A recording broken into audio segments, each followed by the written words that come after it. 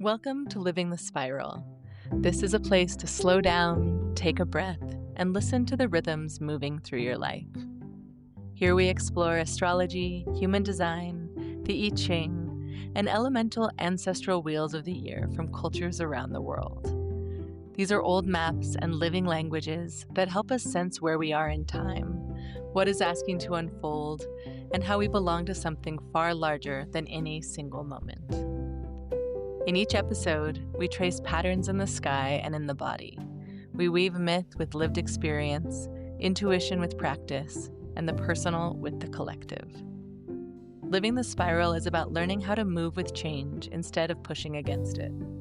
About meeting transitions with curiosity, integrating polarities, and remembering that every season carries its own powerful wisdom.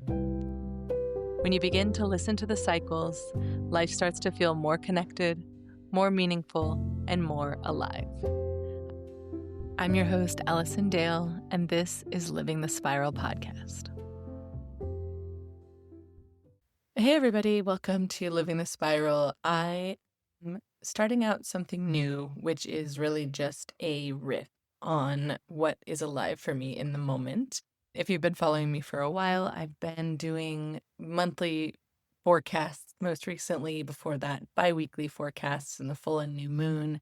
Before that, weekly forecasts that would bring human design and the gene keys into the zodiac wheel as the sun transited through and really look at what's ahead as far as that seasonality and micro-seasonality of each week of the year. So I've really been following the seasons for about 3 years now in a very detailed way. I have a one line in my unconscious profile in human design. And the one line is all about investigation, all about creating a foundation for something. And it's interesting as a one line, I'm a 5-1. So I've been really attuning to that one line in my profile and really allowing and giving myself permission to go deep. And I've gotten a lot of feedback lately about how people do appreciate how I will go to great lengths to look at the full picture of something that they might never do. I've heard that recently quite a lot of like, oh, wow, you really do go the extra mile. I would never do that, but I'm glad somebody's doing that kind of thing. And so I'm here today to give that one line some love, to bring reverence and gratitude for all of you who have been here listening to me talk about the cycles of time and the way that we live this spiral as we walk through this journey of life and connect with the earth and connect with the stars and connect with each other.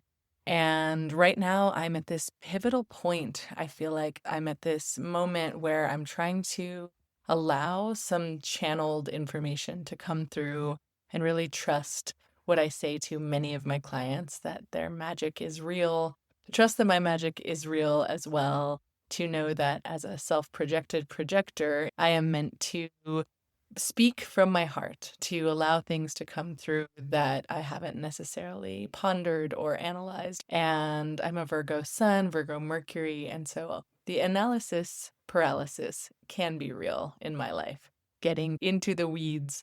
And I do appreciate those who speak from their gut, speak from the heart so much that I'm really making it a point to try to do that. So I'm going to start releasing these episodes every once in a while, still doing my Living the Spiral Magicians episodes where I'm talking to people about their magic and the particular blend of practices and rituals and wisdoms that they're bringing to the world. And I'm still going to do the month ahead forecast to attune to the season as it presents itself, looking through the lens of the zodiac season, but attuning to the human design gates and the gene keys of the sun in that season as well, just as a baseline, right? But here I am. It is currently the day of the Mars-Uranus conjunction in Gemini, in gate 20, the gate of the now. It is Friday, July 3rd when I'm recording this. So you've probably heard a lot about the Uranus-Mars conjunction in Gemini. If you follow astrology at all, it's a big transit.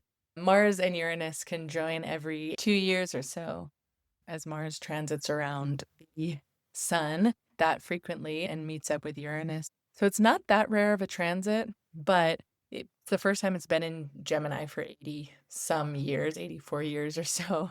And so there is a new energy to this for sure after a lot of time making the conjunctions with Uranus in the sign of Taurus for the past decade. We're now moving into a new type of energy. And of course, it's happening on the 4th of July, Independence Day in the United States, the 250th anniversary of the Declaration of Independence. So, of course, people are talking about it. It's a big deal, right? The coincidence, the coinciding of this time frame. And for me, I'm looking at it in a personal way because I was very much called to the studio today to speak from my hip, from the present moment. And so the gate of the now is where this conjunction's happening. Uranus will be traveling through the gate of the now up until next summer for the next year, because it takes some time to move through each gate.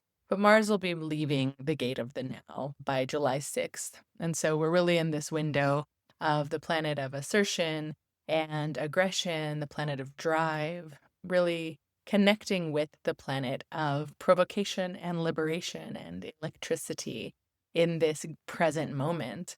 So I was feeling today really just lit up by that and not wanting to feed into the doom scroll, the astro doom scroll that's currently happening, which for better or for worse, there's a lot of value in that. Volatility is the word of the day. Like here we are on the 4th of July.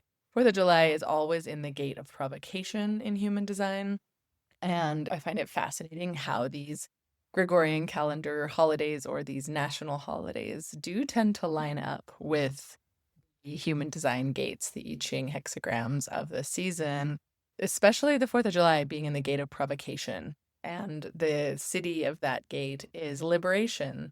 So Independence Day in this frequency of liberation, but also of provocation. There is no liberty without provoking the thing that is trapping you. So it's a Cancer sign gate. And so I think of Cancer hiding in his shell or being very much a shelled creature.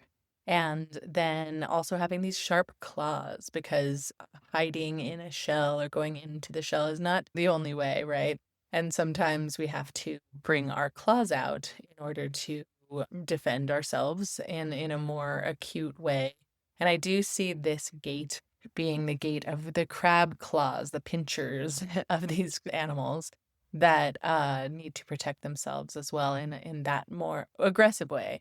But it is, for me, this energy today that's coming through is about being provoked by something enough to come out of your shell, to come out of your rut, to come out of your groove, having something happen in your life, internally or externally, that is going to bring you out into the open and make you poke back at what is poking you. There's this sense that liberation and liberty can really only come from honesty and from truth about the places that we do feel trapped. And I think of the devil card in Tarot, where it's this card of being trapped. And in the traditional Rider-Waite Tarot, the devil has these very loose chains around the necks of the man and woman that are standing at the base of his throne. And they could easily escape.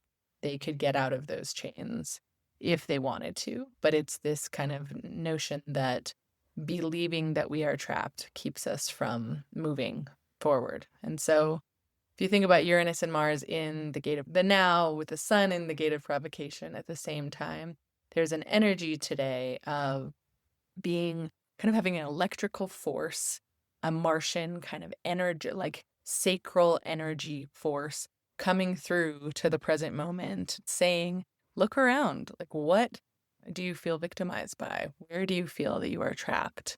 And these two planets are saying, take action. They're saying, shock the system a little bit by moving out of the ways in which you believe that you are trapped. And it's funny because for me, in this deciding to come to the studio and just completely ramble and riff, I'm realizing that what's really alive for me is wanting to not repeat old patterns that I feel trapped in. And identifying exactly what those are is like a life's work, right? There's something very therapeutic about discovering patterns and then learning how to not repeat them and how to work towards our destiny away from our ruts and our grooves that we just are comfortable in, but not really serving us anymore. And for me, speaking from the heart, speaking from the hip without research and in depth fallback plan for what to speak about is a little scary. I'll say that. I'll name that. But it's also juicy. It also feels really good. And sometimes I find that I limit the way that I'm communicating because I want everything to be perfect. That's a trap, the trap of perfectionism. And I also limit what is coming through because I want it to fit in a certain box. And that's not necessarily a perfectionism box. It's like just wanting to be understood so deeply. My Chiron is in the gate of the present moment, the gate of the now. And so Uranus and Mars are currently right on my Chiron. And Chiron is this wounded healer. It's this place in your life that you've felt wounded that for me, being in the gate of the now in Gemini, it's the wound of not feeling heard, the wound of feeling like I'm not really being seen by my community, by my peers. And so having that be lit up right now is making me not feel angry necessarily, not feel volatile, but there's enough of a disturbance there and enough of a provocation there for me to look at it and say, part of that is because I have tuned myself to the lowest common denominator sometimes to be, I want to be seen, I want to be met in the present moment so much that I won't be my full self in that moment because I think that I'll be softer to receive if I meet the moment with a little bit more caution. And so it's interesting to be jolted by Uranus and poked by the sword of Mars here in this chironic wound, kind of reopening the wound and recognizing my part in it. And also recognizing how, by feeling like a little bit of an outsider, Gemini is like a sign of communication and siblings and local networks. And it's in my 11th house, which is the house of larger networks and of friendship groups and larger community social networks. And so it's interesting to have Uranus and Mars come into that place for me because it is reopening this wound about being received by both local community and larger community. And so I'm recognizing right now with that being lit up what I oftentimes forget to bring to the table, which is complexity and feeling like I don't have to shave off the edges of what it is that I'm bringing through in order to be understood. But the wound of misunderstanding and being misunderstood can sometimes make me be that way. So I've been like, okay, I'm doing this podcast for several years now where I'm bringing a horoscope, seasonal understanding to the table. And I've for a little while wanted to bring through kind of some bigger picture collective attuned episodes, but I've had a hard time figuring out how to do so because they don't fit into the box that I've created for myself. And so similar to that devil energy, I am trying to remove the chains and the victimization that are of my own making. I think sometimes we create our own boxes and then we have to live in them. It's like you make your bed, now you have to sleep in it kind of thing. And that is so interesting as I work with more and more clients about the amount of times people are creating boundaries for themselves subconsciously and then fighting against those boundaries and being like, why can't I just break through to the other side? And so there's a lot in there.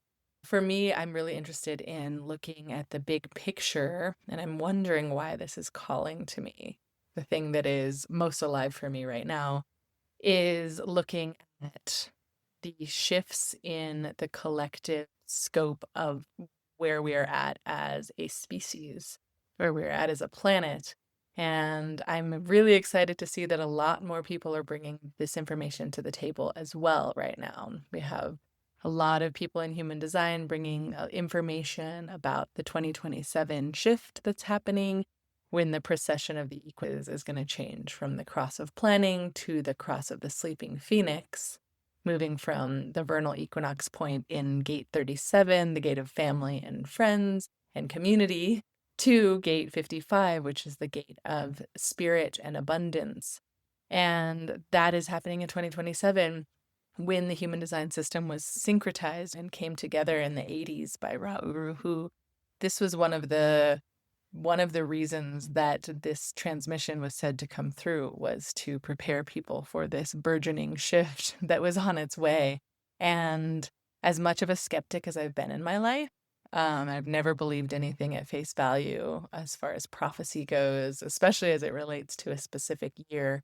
But for some reason, the Human Design 2027 shift, looking at the precession of the equinoxes and the astrological ages and kind of the micro seasons of those astrological ages, has really spoken to me as I attune to collective patterns and use my neurodivergent brain, or whatever you want to call it, to do some deep pattern recognition.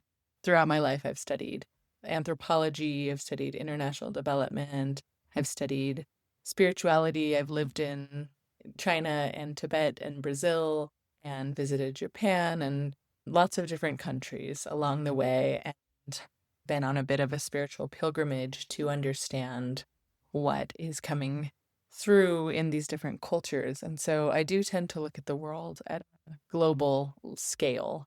And when I found out my human design, the only channels that I have active in my chart are collective channels. They're attunement to collective themes.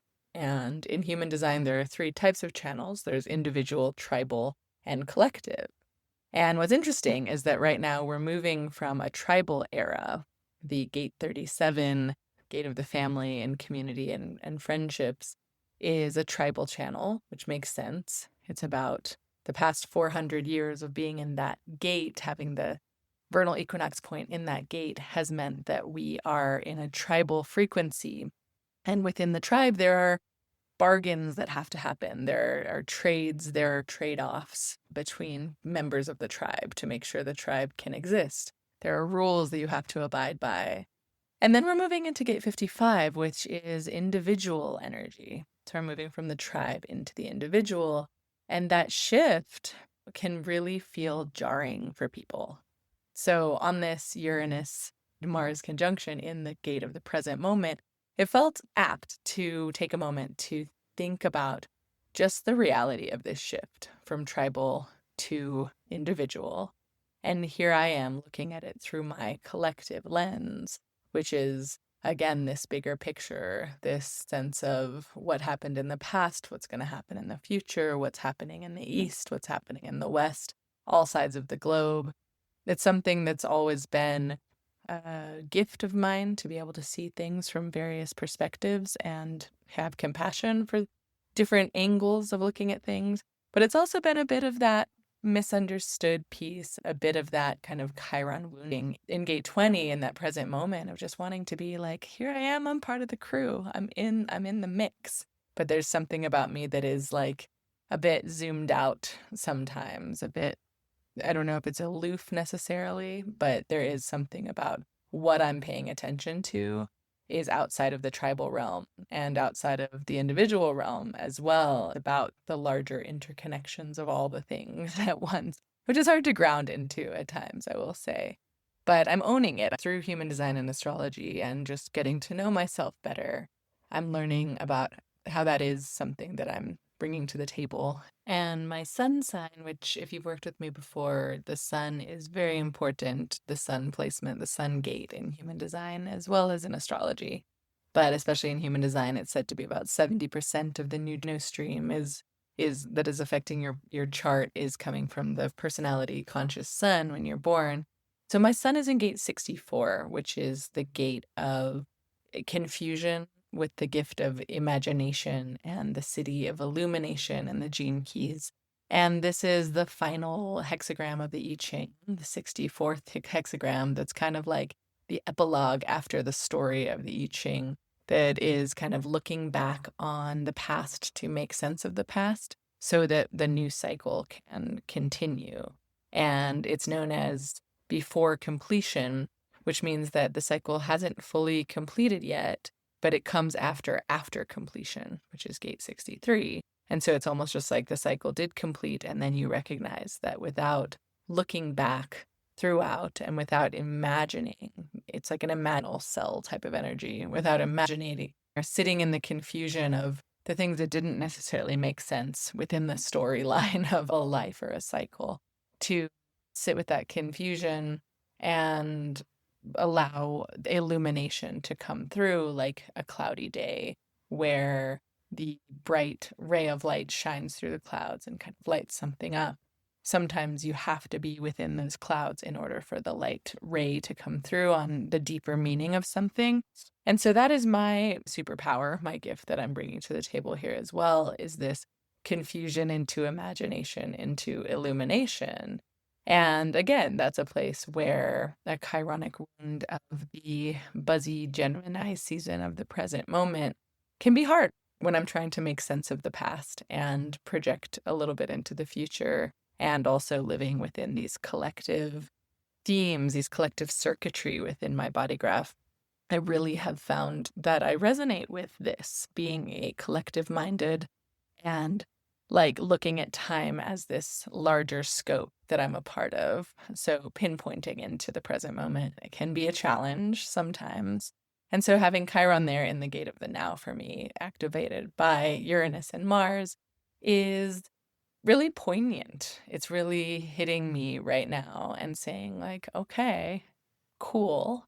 You can be in this everything everywhere all at once realm. You can be in the past. You can be in the future. You can be in the zoomed out to the collective, but you are also here. You're also in a body. You're also in the current moment. And maybe your lower back hurts. Maybe you have a blister on your foot.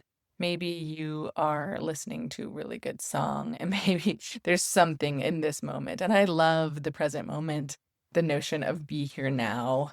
I love it. It's just hard to access. And right now, Uranus and Mars are telling us as a collective, the whole, to access this present moment. And it might have to be a little provocative or a little bit volatile to get us there, to say, like, okay, stop being so logically minded about the patterns of the past, because here we are entering a new type of pattern. And the thing about Chiron is that Chiron was a great healer and teacher when he learned to alchemize his wounds and speak from a place of compassion for having been wounded through not belonging, through being cast out from both the beasts and the gods. He was not fully one of either thing. And so having that kind of lack of belonging is usually a Chiron wound, and something that we can become great teachers through as we alchemize that process. So that's where I'm at. That's where I'm speaking from, is seeing kind of from the rooftop, the balcony perspective of the upcoming shifts, the big shift that we're experiencing right now from, in astrology, we're experiencing a huge shift from earth and water signs, where all of the planets, outer planets, were in earth and water. They've now shifted into cycles of fire and air. So there's a shift from slower, deeper movement, yin type energies of earth and water, to a more yang, energized type of movement that's a bit more erratic, a bit more quickly changing. And so we have that piece. And then in human design, we have the piece where we're moving from a tribal gate to an individual gate. And from a sense of mutual, I scratch your back, you scratch mine kind of energy, we've kind of played that out to a certain extent, where that might have worked in a certain context for a while. It certainly did. But now we're kind of reaching the threshold where the I scratch your back, you scratch mine. We're realizing some people are taking advantage of that. Some people are saying they'll scratch your back, but then they never do. They don't show up for that. And that's happening on an institutional level of government. That's happening on a level of, you look at insurance companies who you paid a lot of money to them and they promise to support you when something bad happens, but then the amount of insurance companies dropping clients because, oh, wait, fire doesn't count, floods don't count, all of the things that we're currently facing don't count, even though we've paid into it. So it's almost like one side of the bargain is not being fulfilled, which is happening in like a very large overarching level. And I hear from a lot of people that it's happening within the family too, the kind of family rules and family values that were within a certain family of origin, for example. People are reaching the limit of that bargain, saying, like, I fit into these rules that were given to me because I thought that would provide me some kind of safety. But it turns out it's actually the opposite. And there's not as much of this reciprocity happening. And then we're moving into this era of the individual where people are recognizing their inner power, their inner connection to divinity on a very individual level in this really incredible way. But that also brings up this deep guilt when we're in the transition period. That's not so much about like, oh yeah, cool. Now it's time. The shift is here. So let's just transition into a different element, into a different energy. We are currently in the crux, like the brackish water where the salt water meets the fresh water. We are in this place where different types of things can grow because we are in the liminal space, the transition between two different realities. And this isn't going to end necessarily anytime soon. It's very acute as we're transitioning from one gate to another. But also, when you zoom out, we're transitioning from the age of Pisces to the age of Aquarius on a longer time frame over the next couple hundred years, few hundred years. And so that's like from one major energy to another major different kind of energy. And they're right next to each other, so they're interrelated, and everything we learn in one feeds into the next. But there's something about being lucky enough to be alive at a time where there's a critical threshold, like a smaller doorway that we're working our way through, a birth canal, if you will. And so we're in this birth canal. And what it is specifically at this moment is, again, yin energies of earth and water into yang energies of fire and air, and also from tribal negotiations and understandings of what it means to be successful, to thrive, to pass down information from one generation to the next. That's been done within a tribal realm for a very long time. And there's something shifting where it's kind of like, okay, recognizing the shortcomings of that, let's attune to our individual knowing. Let's attune to the power that is within our own hearts, within our own mind. And that can come across as incredibly selfish. Selfishness is the theme here that is going to have to be redefined in the coming years. And I think we're feeling it on a collective level. I think a lot of people are understanding that I need to fill up my own cup before I let it overflow into others.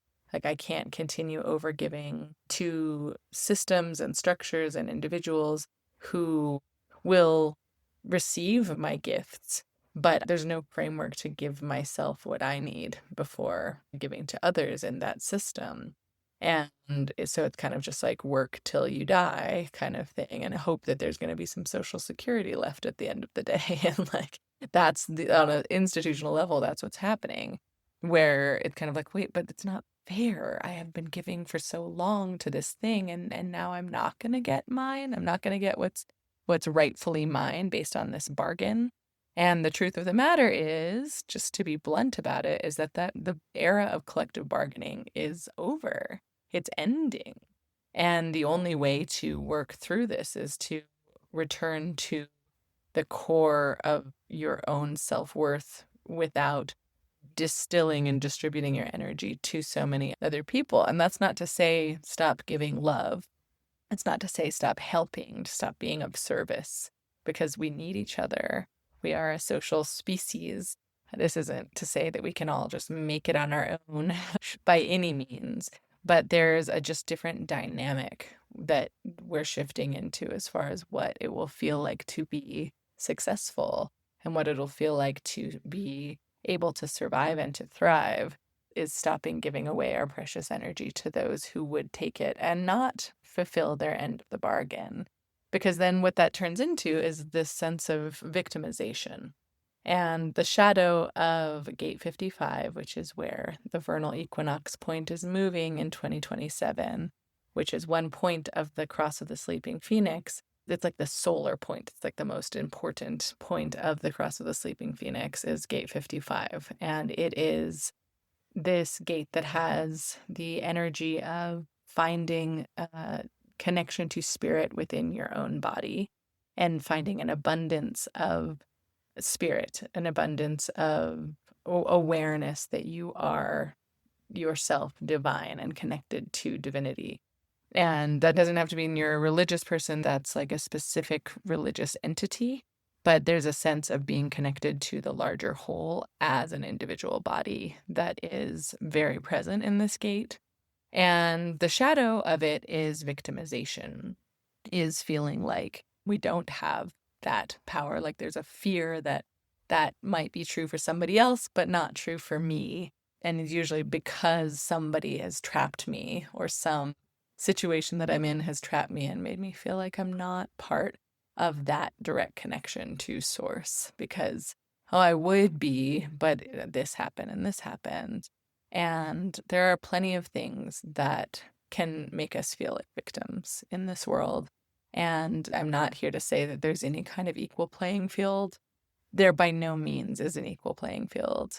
And the word abundance, which is the energy of this gate at its gift frequency, is very tricky because it leads into this sense of like the secret or manifesting your own reality or, we all create our own realities type of vibe, which I think can be very spiritually bypassy because it doesn't take into consideration the fact that people are targeted, people are trapped, people are put in certain conditions in this world that are a lot harder to get out of.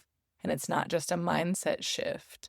So that's by no means what I'm trying to say is just like, don't be a victim. There's plenty of good reason to feel victimized. But then there's the layer of autonomy and sovereignty that I think every single human on this planet strives for and would like as a basic universal human right is the ability to be sovereign and to make our own choices. And so at that level, at that layer, the way in which we meet an obstacle or a provocation or an instance is with a notion of victimization or a notion of abundance. And so I'd love to get into the word abundance here for just a moment because the word abundance, I think, has this association again with that spiritually bypassy type of manifest your own reality and get rich, just call abundance in the form of wealth and material possessions to you. And what I really like about having abundance be the gate that we're moving into and having more of a collective conversation around the word abundance is that what abundance really means, what it comes from, is the Latin root abundare, which means to overflow. And that's built from ab, which is away, and undar, which is to surge or flow. And so it's rooted in the unda, which means wave or water. And so it can really feel like when you attune to it in this way, it feels like this picture of a wave surging over its banks. And so it makes sense. It's symbolizing the state of overflowing excess.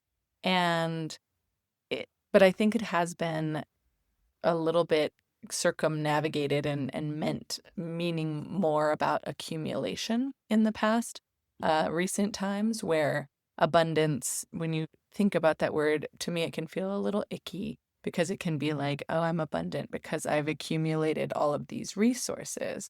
But I really, really have been thinking a lot about abundance lately as a word that means overflowing water. And I think that's what we need in a time of fire and air. is this sense of water flowing the way that it flows and overflowing and then continuing to overflow and fill up and overflow. And for me, that's much more about a different definition of reciprocity.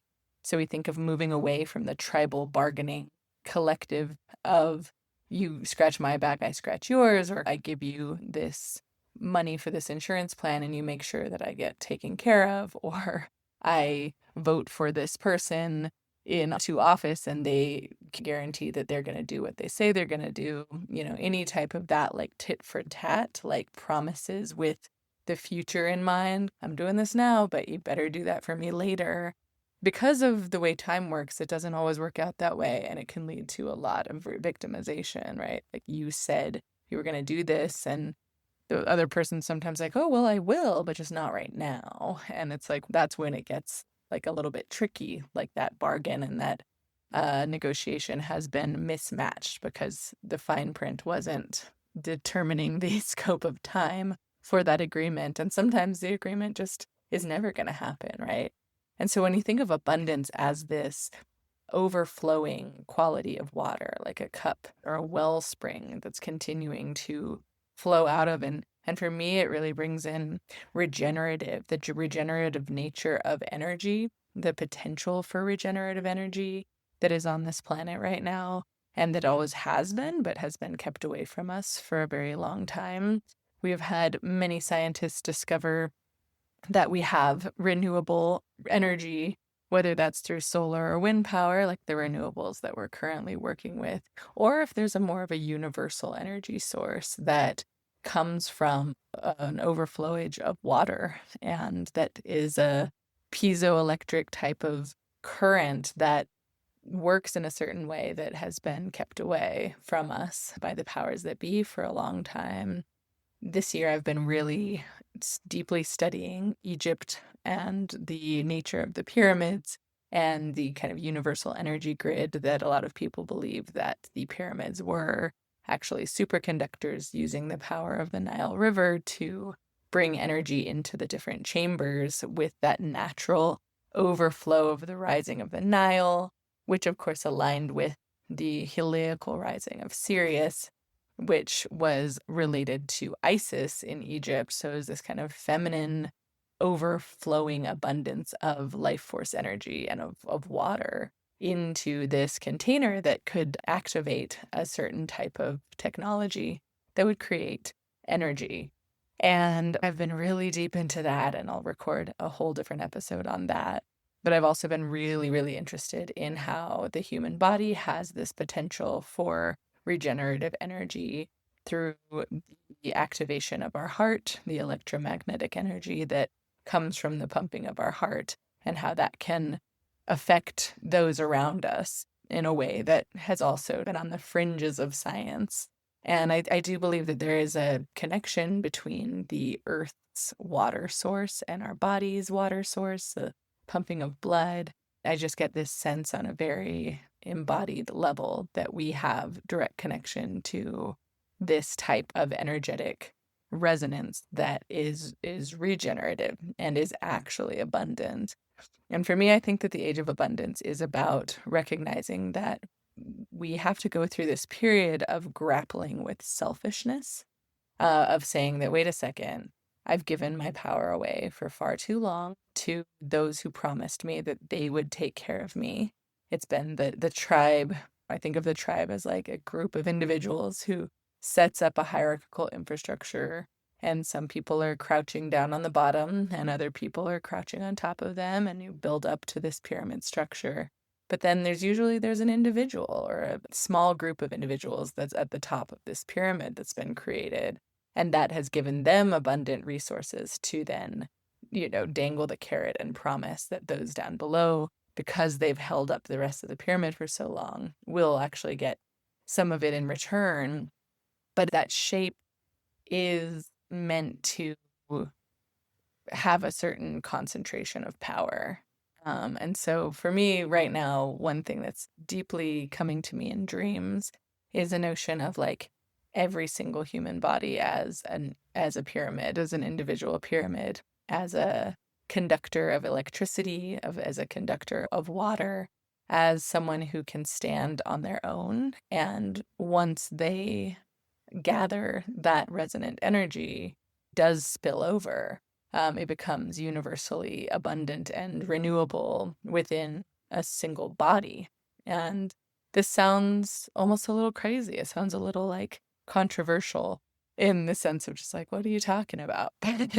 But I do believe that we're on the edge of coming into a deeper awakening about the potential of the human body that is this channel between the sky above and the earth below, and that we have this resource that flows within us, and that the more that we learn to channel that, channel the waters, the emotions, the neurochemicals that are coming through our systems, that we can see that as not something to medicate away or to tampen down, but actually as something to harness.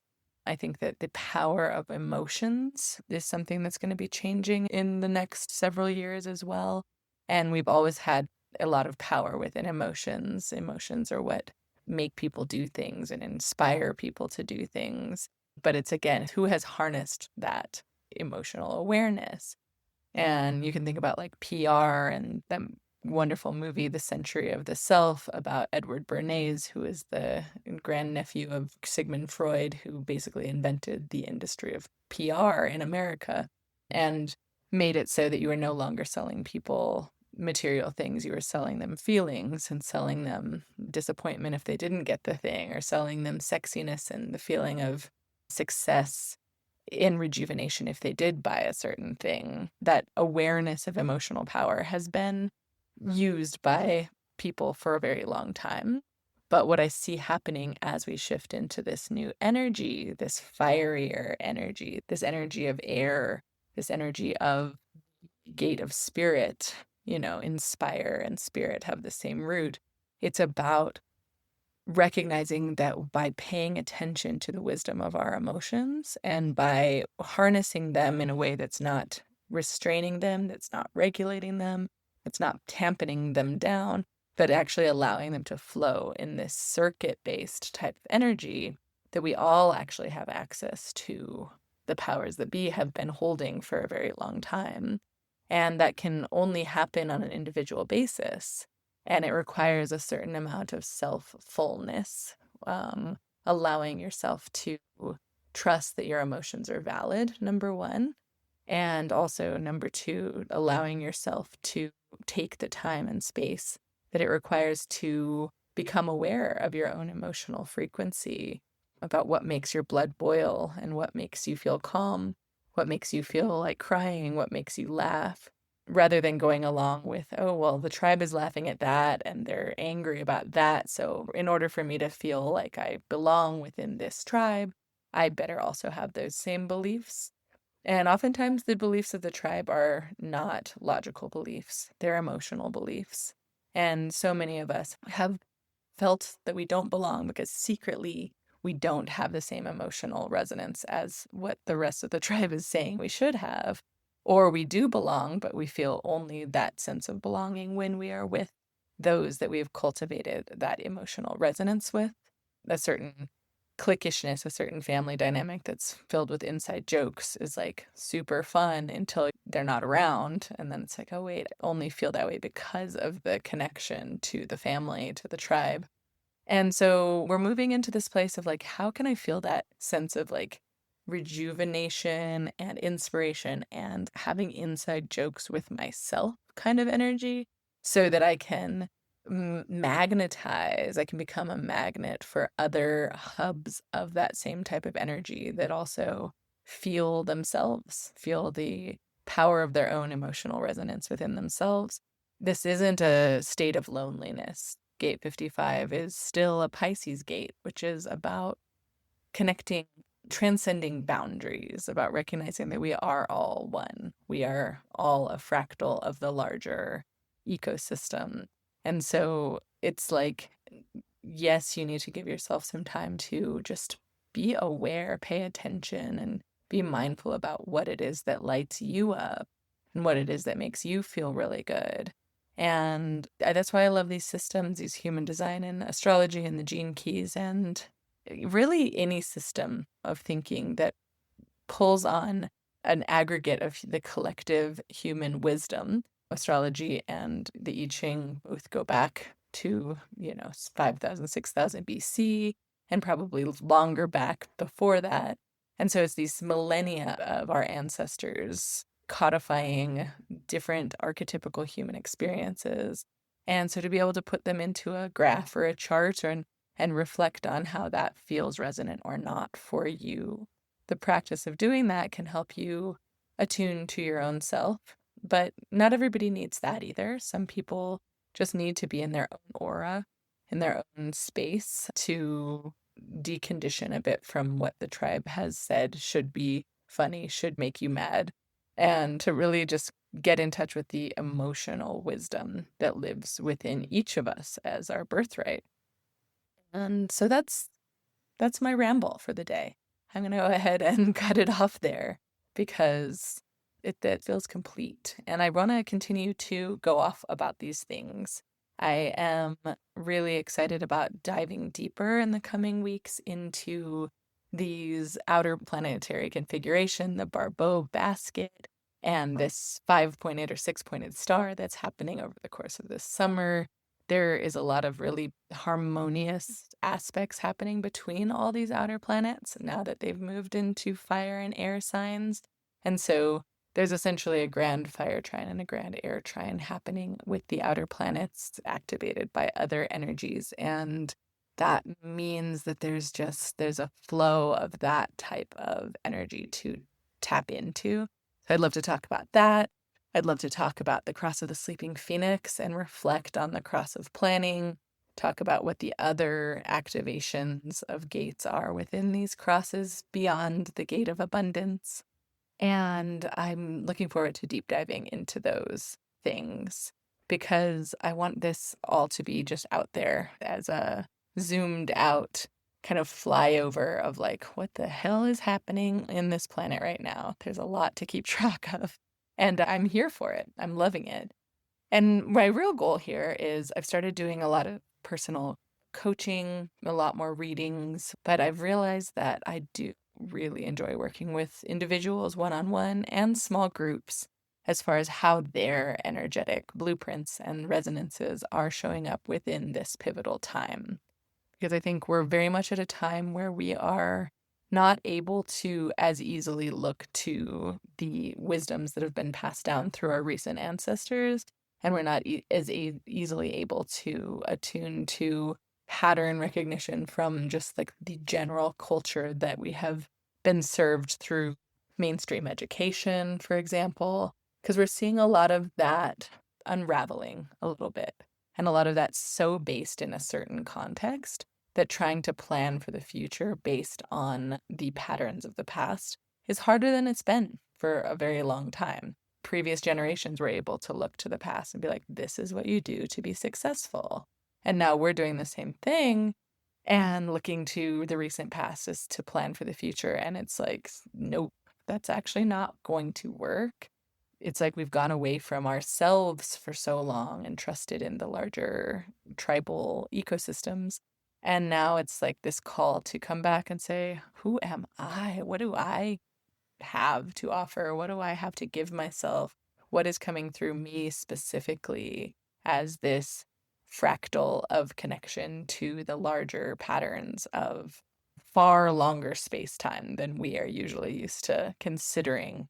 And to me, it feels very exciting. I am happy to be alive at this moment, and I'm happy to be able to speak to this. I'll be doing a masterclass, a free seminar that goes into these global shifts later in the summer. Let me know if you're interested in that. If you're listening to this, drop a comment or send me a DM. Let me know if you'd be interested in learning about the larger configurations that are happening on this collective scale. And also, I'm looking forward to a group coaching container in September, back to school time, where we can look as a small group at individual charts and discuss and reveal what is coming to the surface as your individual energies of your chart, resonating with the larger collective patterns, and then also how to use your beautiful channel that is your body, your beautiful heart, your beautiful sense of vitality and life force in your sacrum, your beautiful throat to speak it out into the world, to change the world through that vibrational resonance. Those are the ways that I'm bringing together my passions right now. This collective view through the maps and the clocks of the charts, as well as through really honing the body, this magical vessel that we get to incarnate into. And so astrosomatics has always been my jam, bringing the big cycles into the lived experience of the body. And it feels like time to speak to that. So if you've made it this far through my stream of consciousness, thank you for being here. And please let me know what you think, if this has brought anything up for you, and if you'd be interested in either that free masterclass about the larger cycles, or in going a little bit deeper into how to approach the upcoming new world or new earth, as they put it, with compassion for others and self-fullness rather than selfishness as we transition into this new era. So thanks for being here. As always, your comments and likes and shares and engagement really help me spread the word and spread the vibrations further. So I really deeply appreciate any type of engagement that you have with this podcast and this transmission. Happy 4th of July, however you celebrate. Happy gate of provocation with the gift of dynamism and the city of liberation. I hope that comes true for you in this moment, and that this Uranus-Mars conjunction here can really bring a sense of freedom to any ruts that you've been stuck in over recent times. So thanks for being here on Living the Spiral, and I'll see you next time.